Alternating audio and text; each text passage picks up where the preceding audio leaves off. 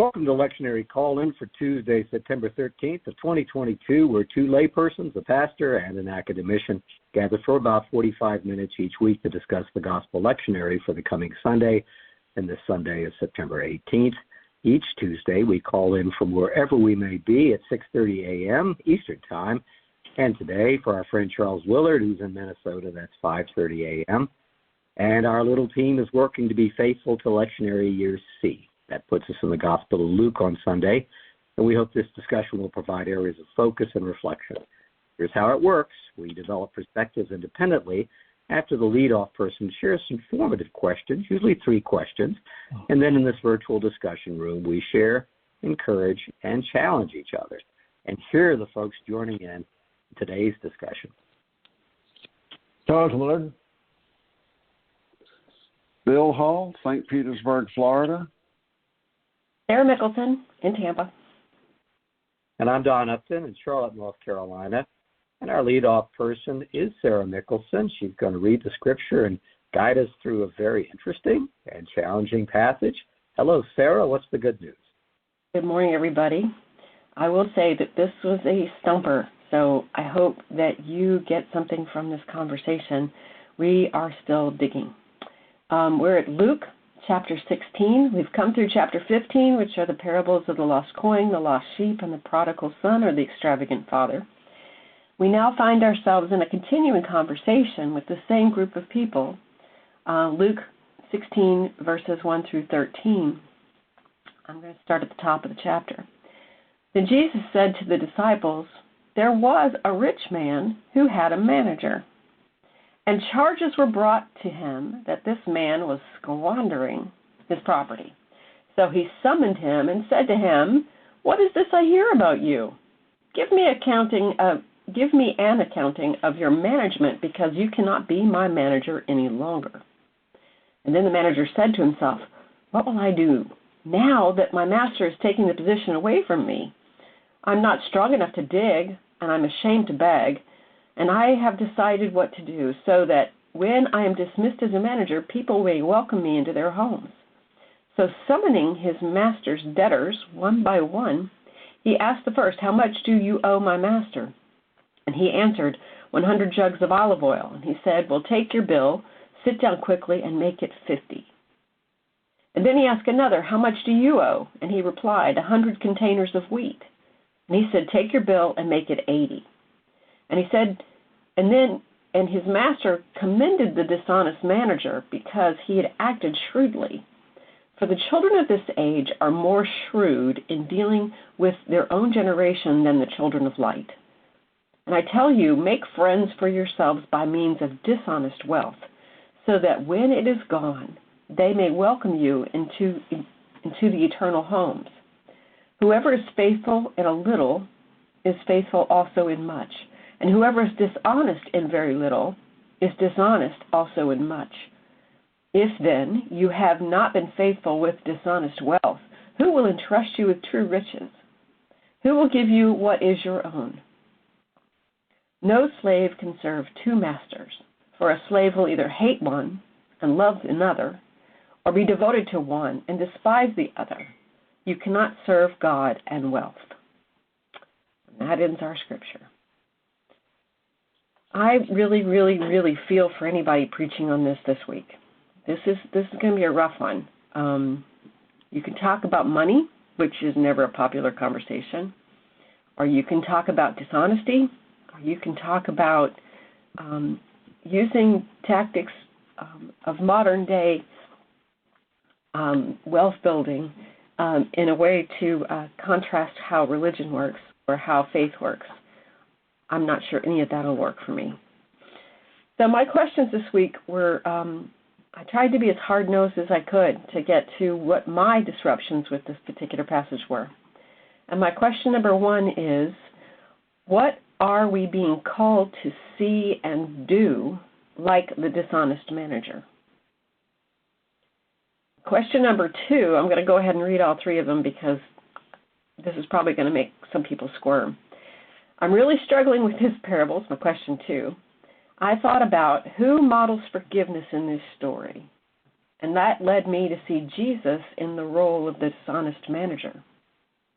And if we see Jesus as the dishonest manager, how does that impact how we read and live into this lesson in this parable? My third question, how are we like the unjust manager? In what ways might we further God's kingdom with the same methods we guard and fight to preserve our survival, wealth, position, and influence? So back to question 1. Hopefully this will tease out into something really good and useful. What are we being called to see and do like the dishonest manager? Billy, what do you got for us today? You would start with me, Sarah. And as I'm looking at my notes and you're reading the 3 questions, this morning as I was going over again before I signed in, it struck me that all of what I say sort of bleeds over into all 3 questions. So even my way of responding sort of reflects the perplexity of this story.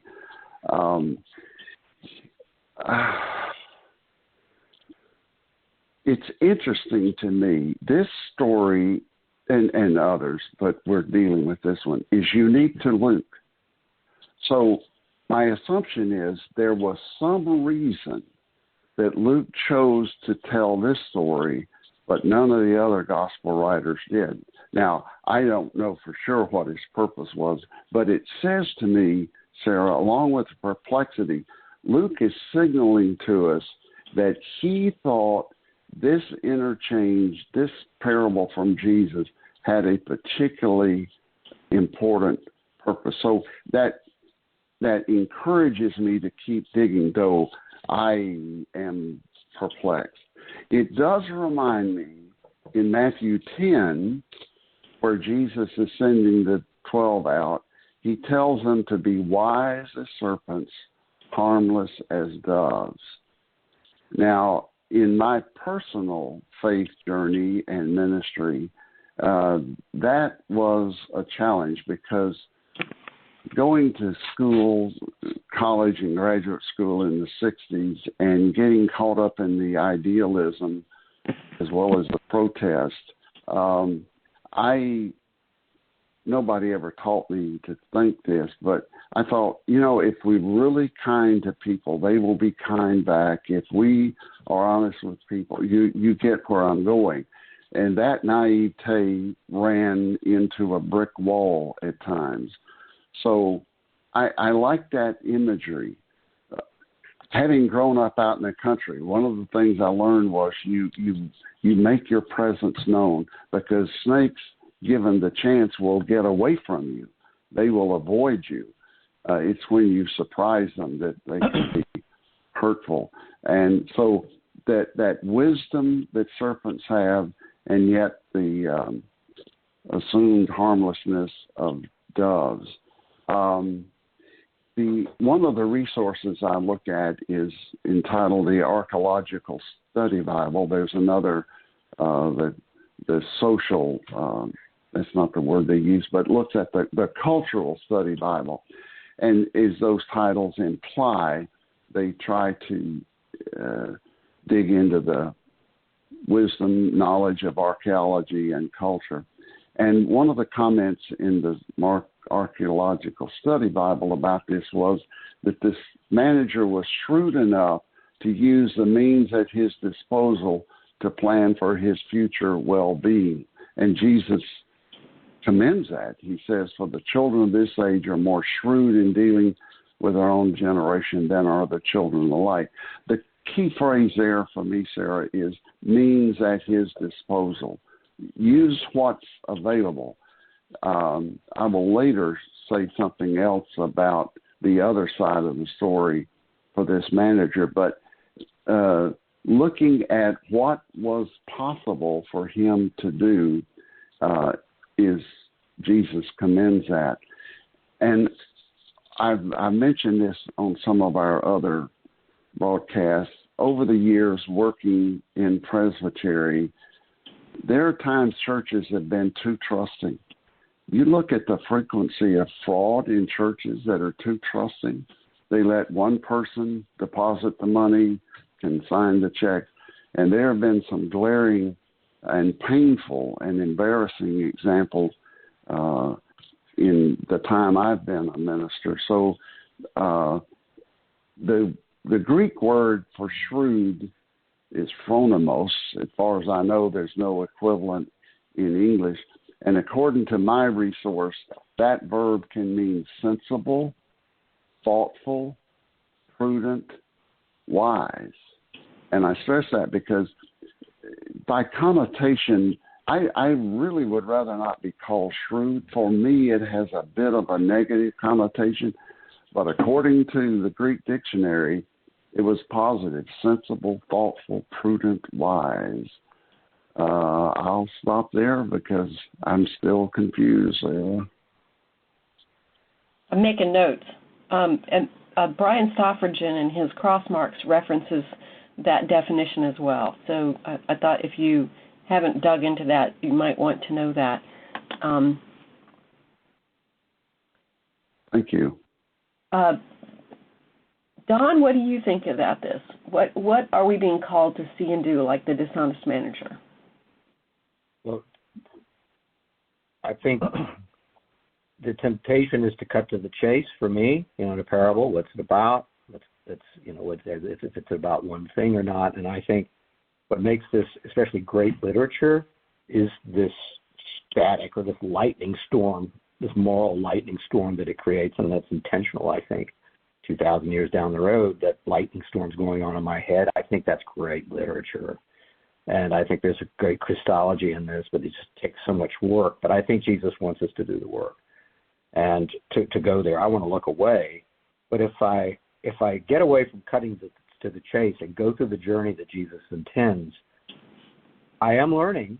And for listeners, I just want to say on a personal level, I think that journey matters, even if you don't get there, even if there's not that moment where you're like, oh, I know what this parable is. I think the journey matters here. And I think it matters because if I'm patient with it, I can remember as a boy looking for a face at the fair, someone that worked at the carnival, and he knew my parents, and I always knew to look for him as a little boy because he's going to let us into whatever ride he is managing that night. And I could see his face now. What is that? By the way, were we breaking the law?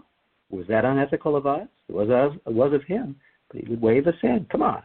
I would look for him. I knew I would get a free ride. I knew my parents would get a free ride. Free ride. What an American thing to say. Free ride. I remember him. I remember a friend of mine when I was in adolescence, and we built our friendship because I remember there was a theater near my house, and my parents would let me go if I had some time, maybe afternoon, night, and if he was at the door, he'd go, come on. I would go in. And he used the theater company's money, squandered it, and I knew, and I walked in. I've got to put myself in the point of doing something that is unethical as I go in. I used to wait tables, put myself through college. I remember bringing out for folks that salad, that dessert on my own initiative, and I used other people's money. And they remembered me selfishly. They would ask for me next time, right? So I think to put ourselves into this is important. And I'm not going to take this to a world of moral equivalencies. I think it's meant to challenge the temptation for moral equivalencies. But I think we have to get in it. But I remember these things, right? I remember faces and names. So I think for this first question, just a quick list, people may welcome me into their homes. This is from the passage. And I want to add, he's thinking, this person, people may welcome me into their homes. And I'm going to add to that scripture, people may make a decision to remember me. I may have an imprint on them so that they welcome me into the intimacy of their homes. This is what we're all about. This is human beings. So just the first bite here, this first question, he knows the needs of home and heart and the power of home and heart. He knows the power of how imprints can be made with human beings. He knows that human beings are more important than actually power and armies and war and hoarding money. He knows that is over there. He knows that future acts with human beings, if he invests now, will last. It is in their hearts. He knows that he can do that as a matter of practice. Again, now, I'm not making a moral equivalency. I'm just giving you what Jesus gives us here. Practice, practice, practice. What he does is sustain. And it's not a pittance. It's real value. I would say it's probably 20%, half price, whatever it is. It's liberation impact, right? He knows that too. Not a pittance, not a cherry on top. Big changes lives, changes business. That's where the memory is fixed. Something big is happening here. To size up the world and its people, and he knows it's dependent on memory. He knows that decisions and debt forgiveness and actions of others, ethical or not, leaves an imprint on people. I would say the Underground Railroad in America during the Civil War and before is illegal. It's against the law. So, we have to dive into the equivalencies to understand what real liberation might look like. And it's just a shadow. It's just a shade. It's just an echo of what the real tabernacles look like out in the future. So that's my starting point. Just to, come on, let's go on this journey. It's hard and it's difficult, and we have to be a part of it and confront ourselves. Let's go. Let's go give it a try. Okay, Sarah, that's what I got. Charles, what are your thoughts? I'm here marveling at the ways that I'll say the three of you, I do it in a different way, I think, but the three of you grasp these stories and remake them and reshape them and reconfigure them. It's an amazing work.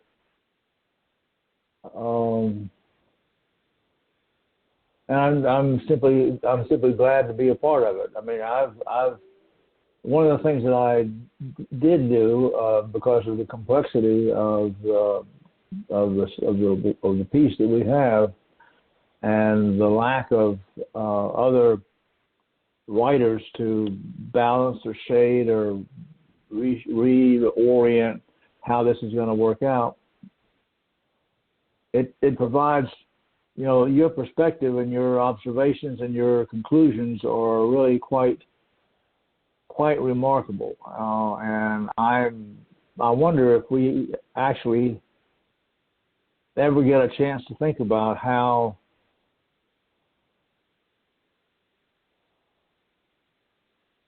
striking and how life-giving what we're doing, more of what you're doing, what y'all are doing, is enabling this to happen. It's just it's quite a remarkable thing. Later on in the conversation, I want to share a piece of work that I looked at because I was struck by this parable or this story, this collection of observations and encounters and revelations and commands and observations.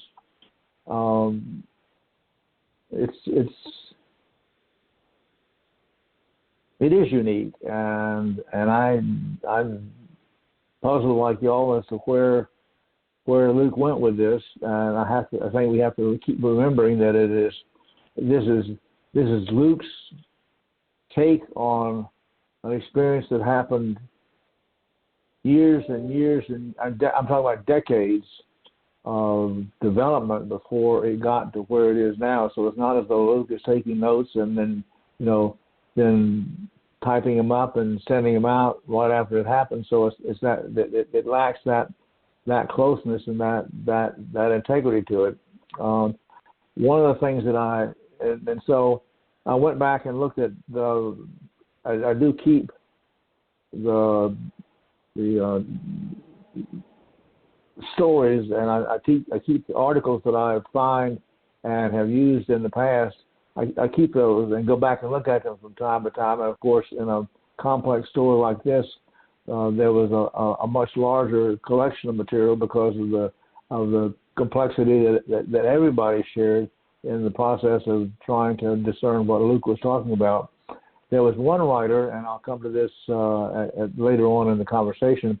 There was one writer that took a completely different view, and that was in large part because he was from another part of the world. And his take on what was, what we find puzzling and doesn't make sense and seems wrong, it works out quite directly, and so I'll come to this later on in the conversation. So I thought about this in the terms of a baker's dozen, where you end up throwing the extra donut in or the extra cookie in as a gift from the owner/manager to the purchaser in an effort to encourage to culture or to foster their business moving forward, someone's business moving forward. I thought about the lagniappe. Where I'm from, at the end of a meal, the server usually brings you a sampling of a dessert, like 1 bite, 2 bites, a lagniappe, if you will, a little something extra to encourage your patronage, to encourage you to return to their business and come back for another meal. I thought that was a lovely custom, a little something extra. It's the flowers in the hotel room or the bed and breakfast that are waiting for you in the bedroom that you've acquired for the evening. Where I grew up, it's important that there was something extra to differentiate yourself from the competitor or from the other choices. I'm listening in my head to the litany that they say on the airlines. We know that when you were choosing to fly, you could have flown with anyone, and you flew with us, so we want to say thank you. So it's that, what is that nuance, that little extra something? Is that a part of this story? Maybe. So here are my thoughtful questions that go with this question.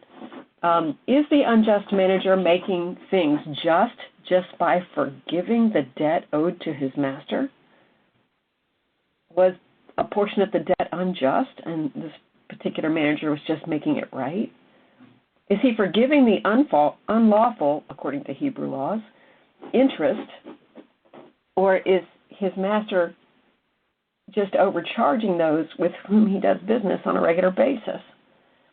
How do we practice, negotiate economic relationships? And I think this is really the crux of the story, and it gets to the heart of our problem. We admire on one hand and almost deify those who are savvy and clever with money. And yet on the other hand, we judge harshly those who cheat the system for personal gain. I'm not sure there's a difference between those two. And it's difficult from the outside looking in to ascertain if it's just or unjust wealth being gained. So I'm struggling with that. Why is it okay to bear witness rather than to object to the pursuit of mammon by others when it's to the detriment of the whole system, the world system, or the environment, or the citizens of the third world, or your own children? Do we overlook or become blind to corruption when it improves the financial stability of our own personal future? This is when you go, the bank accidentally made a deposit into my account of $1,000. Do I call them and tell them that, or do I keep the $1,000? They're going to figure it out on their own. They're going to know when they audit, right? Or do I make the phone call? Good question. I found a wallet full of money on the ground, and I decided that I would try to find the owner and not do anything with the wallet and the things inside the wallet. I just want to make sure that the wallet found its owner again. And then the owner gives me money back for thanking me for finding the wallet. There's another good example. So the other point that I think is of value here, and Robert C. Tannenhill wrote many commentaries on the New Testament, particular writings on the book of Luke, offered up this. There is humor in this story that should not be missed. The rogue builds his future by doing what he was accused of doing in the first place. He is wasting his master's profits.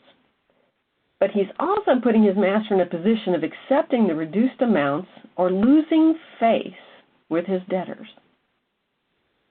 So he forces his master to do the right thing in a dishonest way. And I don't know about you, but that's clever, and I liked it. So here's question number 2. Again, in struggling with this parable, I thought about who models forgiveness in this story. And that led me to see or imagine Jesus in the role of the dishonest manager.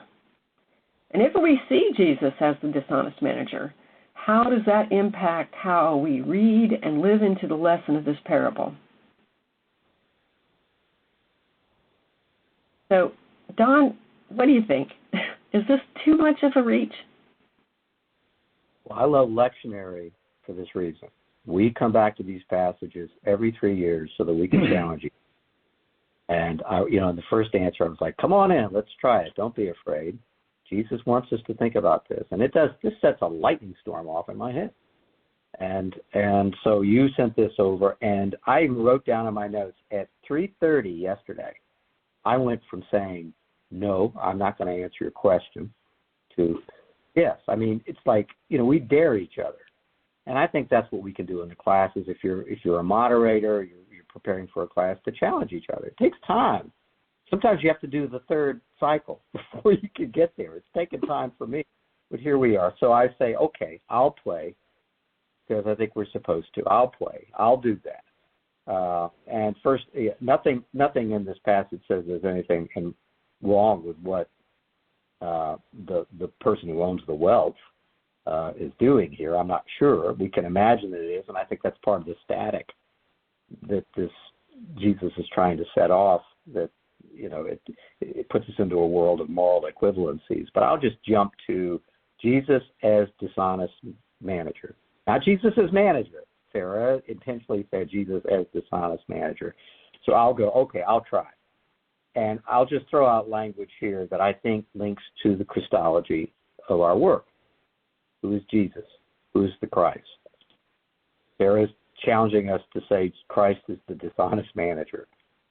The manager has no earthly cultural standing to use other people's money. He does not necessarily have agency to do it, but he does it, and it's binding. We're trying to pull out words out of the New Testament. What he does is binding. He does not have full agency from the person who owns the wealth, but he gets it from something. So as the dishonest manager Christ has authority to do something, and it is binding, but it is otherworldly. It is something that is not normal, is not within our ethical systems. He, therefore, is a usurper of the systems. Christ as dishonest manager. And when he does it, going back to memory, it is remembered, because it is a startling moment and is not a pittance. It is a liberation. It changes the way the people who benefit from this are thinking and behaving. I cannot imagine what their lives are like, but it's big. And I think the point is, it's big. And it is binding. Forgiveness of debts.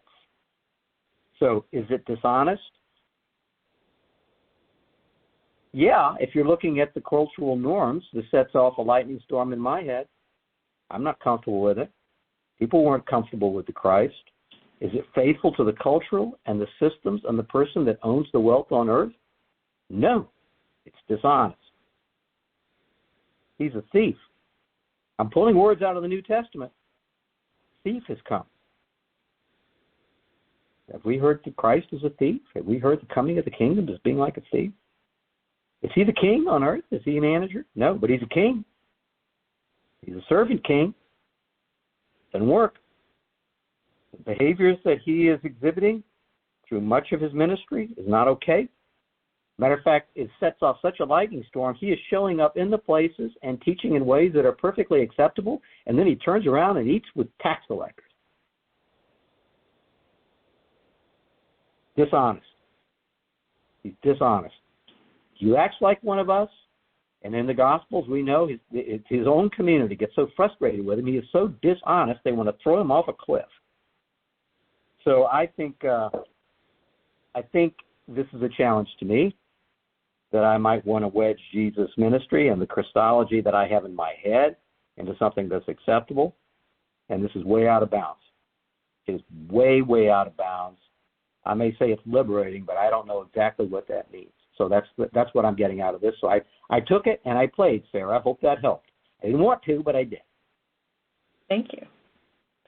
You know, I have to confess that it gave me an opportunity to open the story up a little bit, just the idea of it. And I thought, how much of this particular story is like what Jesus did? If everything, according to Psalms, belongs to God,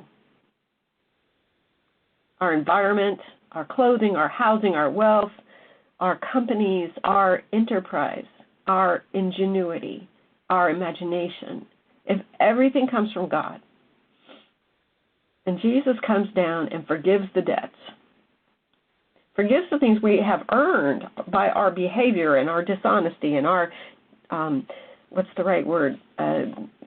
are simply being disagreeable. Everything that we've earned, that we should be entitled to, all the punishment, has been forgiven. Isn't that kind of what Jesus did? Isn't the dishonest manager kind of what Jesus did? I kind of went, boy, that's a big idea for me. So I'm going to ask this question. What part of the good news are you endeared to? What part redeems you? Puzzling through this, that at the same time we want to withhold the same part that we're endeared to, that shows mercy to us, we from those we feel have not earned it. It's okay for my debt to be forgiven, but not yours, because you're worse than me. So when it becomes just and it becomes equal, I'm suddenly uncomfortable. Why are you letting my brother have your coat and your ring, and you're welcoming him back into the family and slaughtering this small lamb for his feast dinner? And I have been with you all this time, and you have treated me like a slave. And the father says, can you not be happy that your brother is home, that he's back? No, because I want to be self-righteous.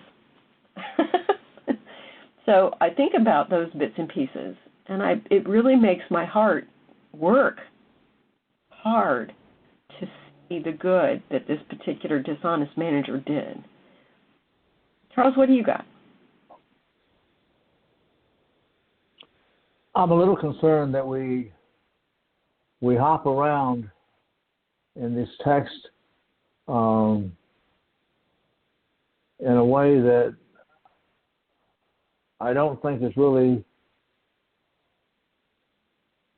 appropriate for the text. And I think that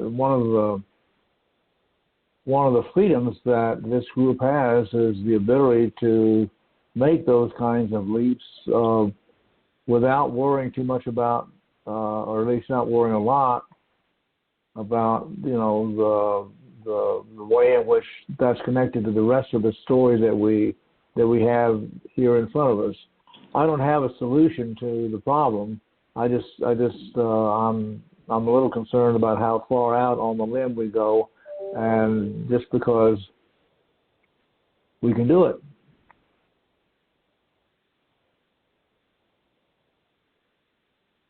Thank you. So for my third question, and Dawn, you tapped a little bit into this, how are we like the unjust manager? In what ways might we further God's kingdom with the same methods that the manager shows as we guard and fight to preserve for, how do we leverage those things that we learned to guard and fight to preserve our survival, our wealth, our position, and our influence? Sure, Mike, go right ahead. Did Bill get to answer the prior question? Oh, Bill, did you get to answer? Oh, Bill, jump in. Yeah. No, I didn't. But I will be brief because I see the time. This is truly a perplexing story, and we are as confused as the early disciples. To your question, is Jesus like the dishonest manager? Taking the story literally, there's same but different. Jesus does pay our debt, as this dishonest manager did, but Jesus paid it all, and the dishonest manager only arranged for, if you want to use the word forgiveness, for a partial forgiveness. Certainly, Jesus was shrewd and took his own counsel that, as mentioned earlier, about being wise as serpents and harmless as doves. I will say, of course, I have a kind of innate dislike for thinking of Jesus as the dishonest manager, but I appreciate your pressing the question, Sarah, and I'll stop there. All right, question number 3. How are we like the unjust manager? How might we leverage our penchant for guarding and fighting our own survival, wealth, position, and influence? How might we leverage that for the kingdom of God? Don? Very challenging. First, I think in the literature, can we catch up with it? At least, he is thinking about the power of family, home, hearth, human relationships, memory, imprint, all the things we've been talking about. So I think the story is asking me to catch up with it. Am I at least in that place so I can understand these things? I think that's part of it. Can I understand the transformative power that we have? Whether it's right or wrong, let's not get into the moral equivalencies. Do I understand the transformative power that I might have and the freedom that I have? And understanding the grace of God, the freedom. My pastor at the church I attend talked about Galatians this week, and so it woke me up in terms of the freedoms that we have and the responsibility to put things aside and to make decisive choices about how we serve each other. It's interesting that the pathway is the people and the home and the heart. And so do we understand the manager? I think I do, and I think we have to work hard to do that. I think for what we can do in terms of acting as the manager, to understand that God, the conclusion is God doesn't work alongside our systems at all. It's too much of a change. Even our ethical systems are not good enough, and there's a promise in this that we have responsibility to each other. We can understand it, but it's just a shadow of what is to come. For this, I am comfortable looking at it as a story that talks about the storm it sets off in my head, temptation to make moral equivalencies. That's the point. The temptation to make this all right, and it's not okay. And then, Sarah, you talked about dollars, God versus wealth.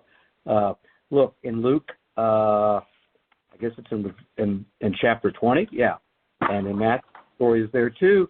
Jesus is asked. They're trying to trick Jesus, and he has a coin in his hand.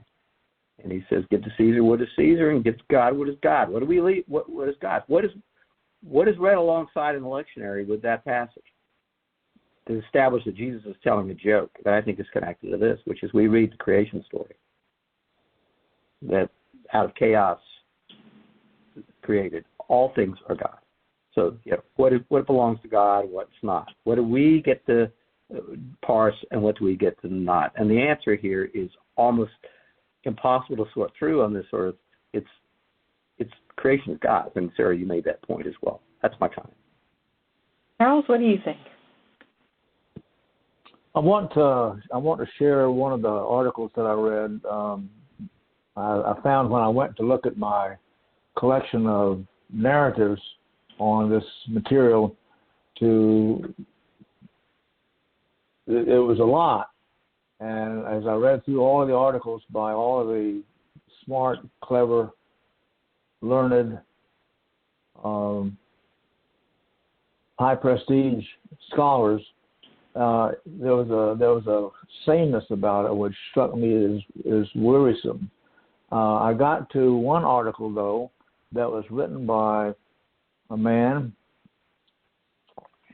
who was, let's see if I can get this now so I get it right.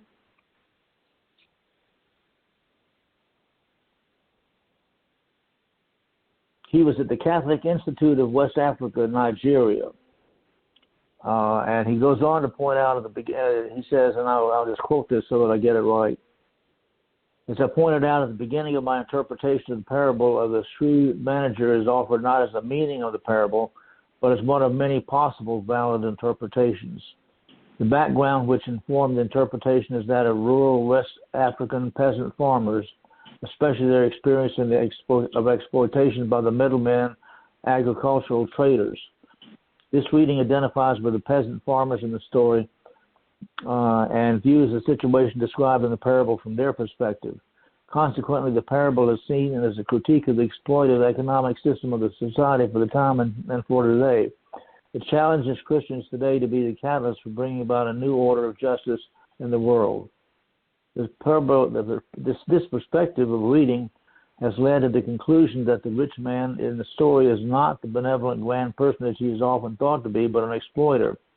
The reading has also concluded that the manager of the state is not the villain he is often thought to be, but the hero of the story for having acted on behalf of the exploited peasant farmers. This approach has brought to life the image of peasant farmers in the story, an image not generally evident when other exegetical approaches are used. So I thought it was worthwhile hearing how the same text and the same collection of observations and conclusions and actions and thoughts and responses in a different context produce a different result. Thank you. Bill, what are your thoughts? You're asking how are we like the unjust manager and how might we employ some of that. Again, the call to be shrewd. Jesus was shrewd in his storytelling. He often turned the question back on the questioner. He left it open-ended, such as the parable of the so-called prodigal son. At the end, the elder brother is left standing outside the party. We don't know if he went in or didn't. So it causes me to ask how and when am I the elder judgmental brother. I would say this. I think there's a kind of counterbalance in this. The first part of the story is the story, and then Jesus, beginning in verse 10, goes on to comment about being faithful in little and faithful in much, but it ends with you cannot serve God and wealth. So I think we need to look at this as a whole, and in one sense, Jesus is, I think, commending certain tactics that the person used, but I think in the end, Jesus is not endorsing the morals. I think, Don, your point, it's not a moral equivalency. So I still am puzzled by it, but I think the scales are balanced. Yeah, be shrewd, be wise, use what is at hand, be creative, innovative, courageous, but do so in a way that is not bound to wealth. And I understand wealth in a broad way. It can be money, influence, position, number of people you control, whatever that becomes more important than God. That's what I have, Sarah. Thank you. So just to retouch, in this story, the audience includes taxpayers and people who use money for position, wealth, power, influence. So how do we strive to forgive unjust debts that are owed by some to others? Do we chafe at the idea of debt forgiveness? Only until we find out that the debt was unjust. Maybe it was something like the housing crisis where people were promised something and that their interest rates would never go up, and suddenly their interest rates tripled, and there was a usury cost, and people were put upside down in their mortgages because of unjust behavior by the part of the loan originator. Money does compete with God for allegiance in our country and in our own hearts. And I feel bad about that. I often am challenged by that. It invites us to justify behaviors that fall outside the purposes of God. And I think, how do we guard against losing ourselves in that? How might we use our bounty and our profits to benefit those who cannot pay us?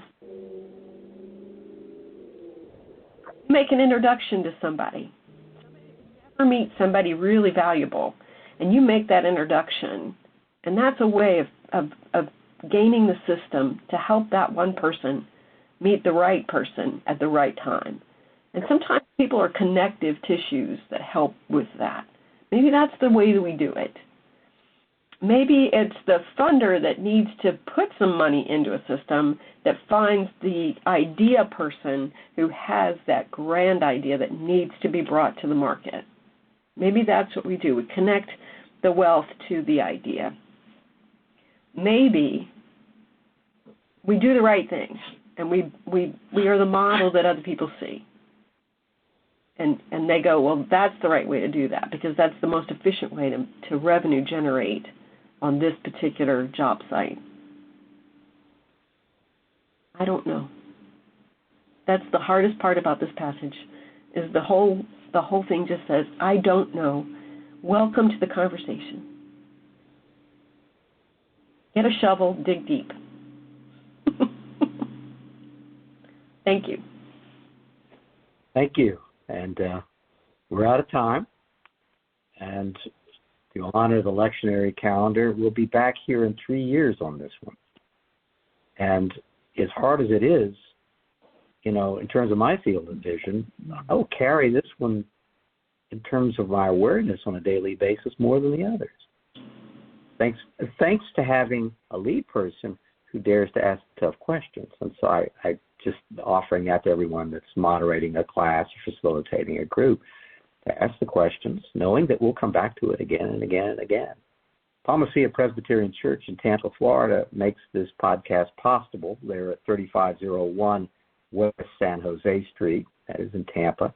And for more information, you can go to palmacia.org. That's PALMACEIA.org. We commend that site to you. Great sermons, discussions, differences of opinion, scripture reading, prayers, outstanding music, and much more. So check that out. And you're always welcome. And we'll see you next time.